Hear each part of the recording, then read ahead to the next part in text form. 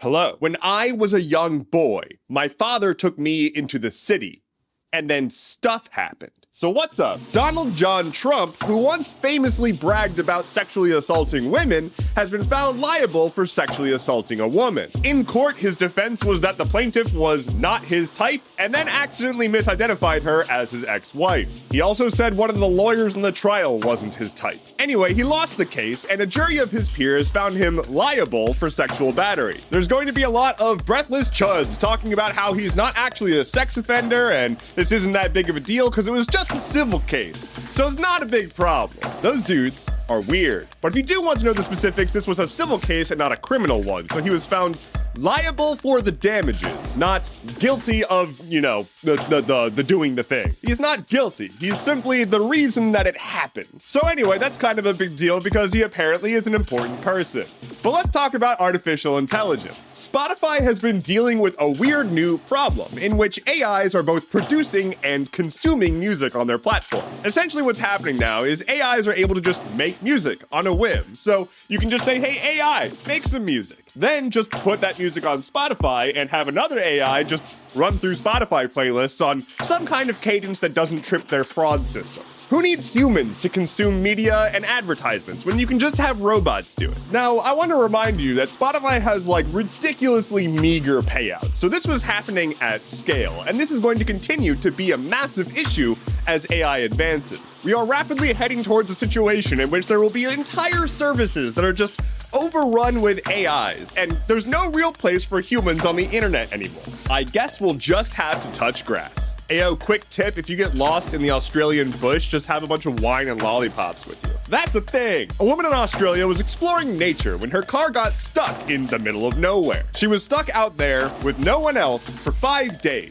and she survived off of wine and lollipops. The wine she says she purchased as a gift. I do not know why she had a big stash of lollipops, but I respect her for it. And so this is a casual reminder to always have your emergency wine and lollipops prepared in your trunk, just in case, you're exploring the Australian wilds and get lost. It happens.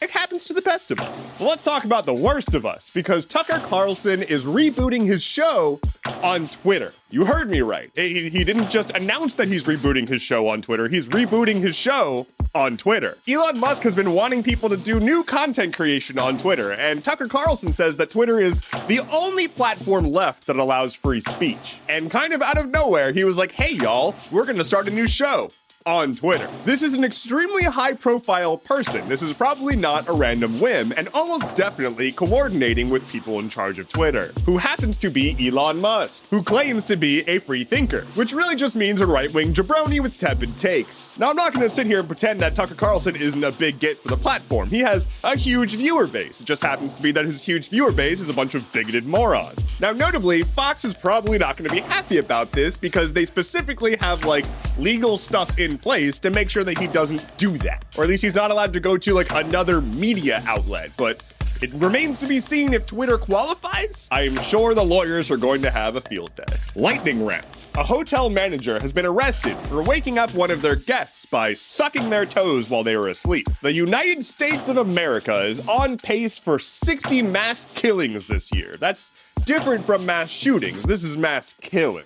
Gotta make that distinction. Mark Zuckerberg was in a jiu-jitsu tournament and apparently did pretty okay. Dianne Feinstein is returning to the Senate instead of doing literally anything but that. Speaking of the Senate, the US Senate is apparently mulling over the idea of allowing weed businesses to use banks finally.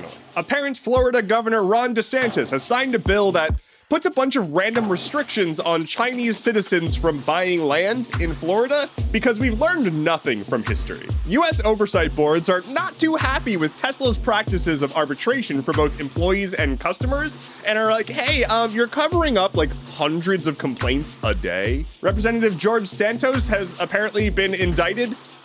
I truly don't care about this man. He's just a piece of shit and I never want to talk about him. Fun fact, I literally have his name filtered from my news sources. I don't care about reading it. I know that, like, you know, there are people who he is, you know, the representative of, and it probably really sucks for them, but I cannot deal with his headlines. The last thing I have for you today is that the US is finally going to investigate the effectiveness of safe injection sites to help prevent overdoses. Thank you so much for listening to today's episode of Stuff Keeps Happening. Head to stuffkeepshappening.online for sources, bonus content, and fresh ground coffee. My name is Endeavorance. I'll be back on Friday. Take care and be well.